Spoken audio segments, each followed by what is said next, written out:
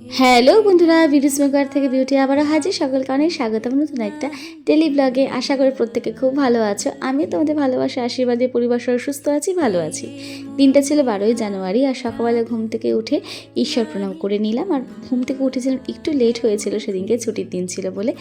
ঘুম থেকে উঠেই আমি প্রথমে ঈশ্বর প্রণাম করলাম। আর প্রতিদিনের আমার নিত্যদিনের কাজ বাসি বিছানায় বসে ঈশ্বরকে ধন্যবাদ জানানো।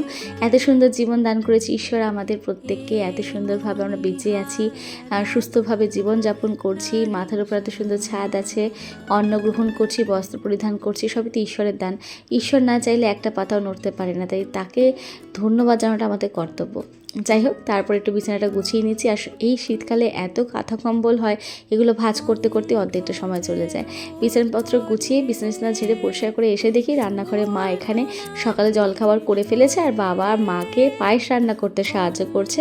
আর যেটা তো ছেড়ি একাকার অবস্থা, সেটা নিয়ে আমি আর মা হাসাহাসি করছিলাম। তো যাই হোক, তারপরে আমি একটু দাঁত ছাদ মেজে ফ্রেশ হয়ে নিলাম। তারপর ফুল স্কিন কেয়ার, বর্তমানে আমি আমার ছেলের বেবি ক্রিমটা মাঝে মধ্যে অ্যাপ্লাই করি মুখে, ভীষণ ভালো লাগে, এত সুন্দর গন্ধটা না কি বলবো। তারপরে সকালবেলা যেরকম আমি নিত্যদিন খাই, গরম জল খেলাম। তারপর আমি চলে গেলাম আবার রান্নাঘরে, কারণ মা ডেকেছিল যে তুই একটু পায়েসটা নামিয়ে দিয়ে, প্রায় হয়ে এসেছে। তো আমি পায়েসটা নাড়াচাড়া করে পায়েসটা নামিয়ে দিলাম। আর মা এখানে এখন সবজি বানাতে বসেছে, কারণ আজকে রান্না বান্না হবে বলতে মাংস মাছ দুটোই হবে। আসলে এই লাস্ট ডিসেম্বর মাসে আমার মেজো জ্যাঠার শ্বশুরমশাই ইহলোক ত্যাগ করেছেন, তার সেই কারণে আমাদের অসুখ ছিল। আর ক্রিয়াকর্ম শেষ হওয়ার পর আজকে আমাদের মাছ মাংস সমস্ত কিছু রান্নাবান্না হচ্ছে। আর সেই জন্য অনেক দিন ধরে কোনো ভিডিও আপলোড করিনি বা কোনো কিছুই আমি করিনি। তো যাই হোক, এবার কথা বলতে বলতে দেখো আমি জল খাবারটাও খেয়ে নিলাম। আর মায়ের হাতে কিন্তু ভীষণ ভালো হয় এই চিড়ার পোলাও, আমি খেতে ভীষণ ভালোবাসি। আমার ছেলেও খুব ভালো করে টেস্ট মানে মজা নিয়ে খাবারটা খেয়েছে। তাও খাওয়া দাওয়া সেরে উপরে এসে মানে জল খাবার খেয়ে চলে আসলাম জামাকাপড় ভেজাতে। এক গাদা জামাকাপড় কাচাকাচির আছে। তো এসে দেখি মা রান্নাঘরে, আমি জামাকাপড় ভিজিয়ে এসে দেখি মা রান্নাঘরে ভাত বসিয়ে দিয়েছে আর ট্যাংরা মাছটা বসিয়ে দিয়েছে। দেখো ধোয়া উঠছে, টকবক করে ফুটছে। তো যাই হোক, এবার আমি চলে যাব ঘরে, একটু ঘর দোয়া ঝাড় দিয়ে নেব। কারণ যেই দিদি আমাদের বাড়িতে আর কি কাজ করেন এখন বর্তমানে, সেই দিদি এই ঘরে মুছতে পারেনি, যেহেতু দরজাটা বন্ধ ছিল। তো যাই হোক, আমি এবার ঘরটা ঝাড় দিয়ে ঘরটা মুছে নেব। আর তারপরে সোজা চলে যাব রান্নাঘরে। এবার ভাতটা দেখো মোটামুটি ফুটে উঠেছে। এবার আমি করব মাংসটার প্রিপারেশন, ম্যারিনেশন করে রাখবো মাংসটাকে। তারপরে কিছুক্ষণ রাখবো বলতে মোটামুটি 1 ঘন্টার মতো তো মাংসটা ম্যারিনেশন করে রাখবো। সেই কারণে 1 কেজি চিকেন ভালো করে ধুয়ে পরিষ্কার করে নিয়ে তার মধ্যে দিয়ে দিলাম পরিমাণ মতো লবণ গুঁড়ো, হলুদ গুঁড়ো, গোলমরিচ গুঁড়ো, আর দিয়ে নেবো হচ্ছে জিরের গুঁড়ো। তারপর আমি ওর মধ্যে দিয়ে দেবো সর্ষের তেল পরিমাণ মতো। তারপরে ভালো করে মেখে রাখবো ওই 1 ঘন্টার মতো।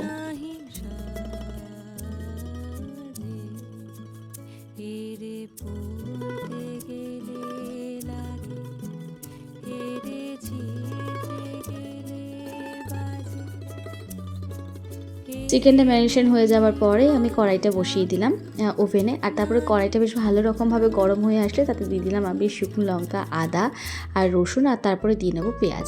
এবার এই পেঁয়াজ, রসুন, আদা, কাঁচা লঙ্কা, শুকনো লঙ্কা সব কিছুর মধ্যে পরিমাণ মতো একটু লবণ দেবো। আর দিয়ে নেবো হচ্ছে মৌরি, গোটা মৌরি, মানে কাঁচা গোটা মৌরি। তারপর ভালো করে একটুখানি নাড়াচাড়া করে দিয়ে নেবো পরিমাণ মতো লবণ। তারপর আরও কিছুক্ষণ নাড়াচাড়া করে লাল লাল করে একটু ভেজে নেবো বলতে শুকনো খোলায় কিন্তু ভাজা হবে, কোনো তেল আমি এখানে ব্যবহার করব না বা অন্য কোনোভাবে ঘিও ব্যবহার করব না। এই তো এবার আমার ভাজাটা হয়ে গিয়েছে প্রায় অনেকটা। এবার আমি সেটাকে ঠান্ডা করতে দিলাম আর এসে আমি জামা কাপড়গুলো মেলে দেবো, মানে কাছাকাছি হয়ে গেছে, এবার মেলে দিচ্ছি। আর এখানে আমার ছেলে এই ভিডিওটা কখন কোন ফাঁকে করেছে তাও আমি জানি না। আমি ফোনটা নিয়ে এসে গান শুনছিলাম, আর কাজের খেয়ালও করেছি গানটা বন্ধ হয়ে গিয়েছে, ভিডিওটাও করেছে বলে আমি ভিডিওটা ব্লগেও দিতে পারলাম, এটা সত্যি কথাই। তো চলো, আমার এখানে কাজ হয়ে গিয়েছে, এবার নিচে চলে যাই। আর নিচে এসে আমি এই প্রথমে মশলাগুলো যেগুলো আমি শুকনো কলায় ভেজে নিয়েছিলাম সেটাকেও ভালো করে পেস্ট করে নেবো মিক্সিতে, তোমরা চাইলে শিলনোড়াতেও পেস্ট করতে পারো। তারপর এই ম্যারিনেশন করে রাখা, মানে 1 ঘন্টা ধরে ম্যারিনেশন করে রাখা চিকেনগুলো আমি শুকনো খোলাতেই কড়াই ভালো করে গরম হয়ে গেলে তাতে দিয়ে নেব।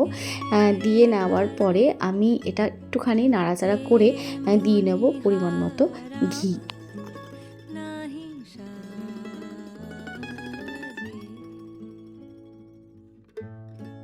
রিল কথা কি, এরকম শুকনো খোলাতে এরকমভাবে যখন চিকেনটা ম্যারিনেশন করার পর ঘিটা দেবে না, তার একটা আলাদা ফ্লেভার হয়। আর যে ফ্লেভারটার জন্য চিকেনটা খেতে এত স্বাদ হয়েছিল কি বলবো।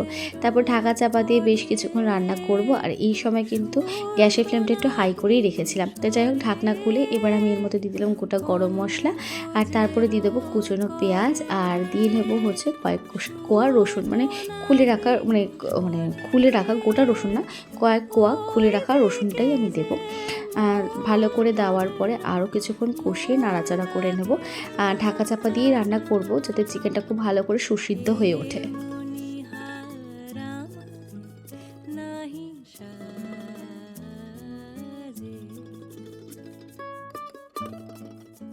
একটা কথা অবশ্যই বলবো, কারণ ঢাকা চাপা দিয়ে রান্না করতে করতে যখন দেখবো চিকেনটা মোটামুটি 50% সেদ্ধ হয়ে গিয়েছে, তখন আমি ওভেনের আঁচটা একটু কমিয়ে দিয়েছিলাম।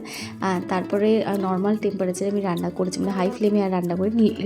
টেম্পারেচার বলতে হাই ফ্লেমে রান্না করিনি, লো ফ্লেমেই, মোটামুটি মিডিয়াম ফ্লেমেই আমি রান্না করেছিলাম। আর তারপরে আমি দিয়ে দিয়েছিলাম হচ্ছে তোমার পরিমাণ মতো ধনে গুঁড়ো আর লঙ্কা, মানে কাশ্মীরি লঙ্কার গুঁড়ো দিয়ে আবারও কিছুক্ষণ কষিয়ে ঢাকা দিয়ে দিলাম।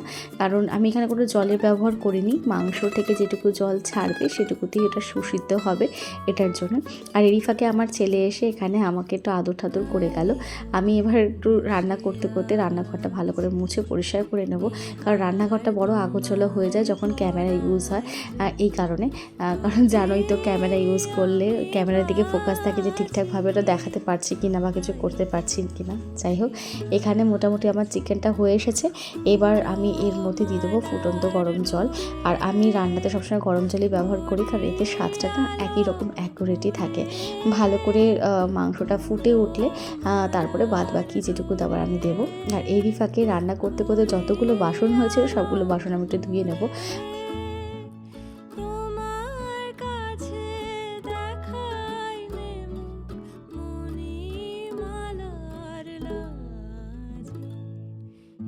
এই তো এবার আমি ঘিয়ের মধ্যে বেশ কিছুটা কাঁচা মৌরি ভালো করে দিয়ে কিছুক্ষণ নাড়াচাড়া করে নেব, মানে একটু ভালো করে ফুটিয়ে নেব। আর দেখবে একটা সুন্দর ঘ্রাণ বেরোয় মৌরি আর এই কাঁচা মৌরির আর এই ঘিয়ের মধ্যে ভাজলে।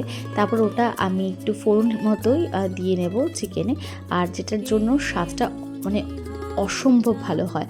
আর আমার মতোই আমার ছেলে, মানে আমরাও কম বেশি প্রত্যেকটি বাচ্চাই মা যখন চিকেন রান্না করতো বা মাংস রান্না করতো একটুখানি চেখে দেখার জন্য পাগল হয়ে যেতাম। আর আমার ছেলেও সেটা করে, তো ওকে একটুখানি চিকেন খাওয়ালাম। ওর খেতে বেশ, ও মানে আমার ছেলে সত্যি কথা বলতে আমিষ ভক্ত, মানে চিকেন হলে, মাটন হলে বা মাছ, ভালো মাছ, ওর প্রিয় মাছগুলো হলেও খিদে একটু বেশিই পায়। যাই হোক, এই তো দেখো সমস্ত রান্নাবান্না। এবার এখানে খেতে বসে পড়েছে বাবা আর ছেলে, আর মা খাইয়ে দিচ্ছে। কারণ বললামই আমার ছেলের চিকেন হলে আর কিছু চায় না, ও পাগল হয়ে যায়। তো যাই হোক, ও চিকেন লাভার, তো খাওয়া দাওয়া সারুক আর আমি যাবো এবার স্নান করতে। স্নান টান করে সেরে আসি, এসে ঘরে একটুখানি ধূপকাঠি মোমবাতি দেবো। যাই হোক, স্নান টান করে আসার পরে দেখো এবার আমি স্কিন কেয়ারটা করে নেব। আর সবথেকে বড় কথা, আমি এখন এই সিরামটা ইউজ করছি, এটা ভীষণ ভালো একটি সিরাম, কী বলবো, খুব উপকৃত হয়েছে আমি এই সিরামটা ইউজ করে। আর এখানে যেহেতু বাবা কাজের সূত্রে আজকে বাইরে যাচ্ছে, মানে আবার কয়েকদিনের জন্য, আর সেই জন্য বাবা ভক্ত হনুমান হয়ে গিয়েছে আমার ছেলে, পাপাকে ছাড়ছে না, চোখের আড়াল করছে না। যাই হোক, পাপার সাথেও সময় কাটা, আর আমি এখানে খাওয়া দাওয়াটা সেরে ফেলি। সবথেকে বড় কথা, এই যে আমার দেখছো ট্যাংরা মাছের যে ঝালটা মা করেছে, সেটা এই বাড়িতে এসেই আমি খেয়েছি। মানে আমাদের ঢাকাইয়া ডিস্ট্রিক্টে এরকম একটা ট্যাংরা মাছের ঝাল করে, আর যেটা খেতে দুর্দান্ত হয়। আমার শাশুড়ি মার হাতের রান্না ভীষণ ভীষণ ভালো খেতে হয়, মানে খুব তৃপ্তি করে খাই আমি এই রান্নাটা হলে। মানে প্রায় অর্ধেকের বেশি ভাত আমি হয়তো এটা দিয়েই সাবার করে দিতে পারবো। যাই হোক, খাওয়া দাওয়ার সারি, তারপরে চিকেনটা তো খাবো। চিকেনটাও খুব ভালো হয়েছিল, তোমরা একবার বাড়িতে বানিয়ে দেখো, আশা করি তোমাদেরও খুব ভালো লাগবে চিকেনটা খেয়ে।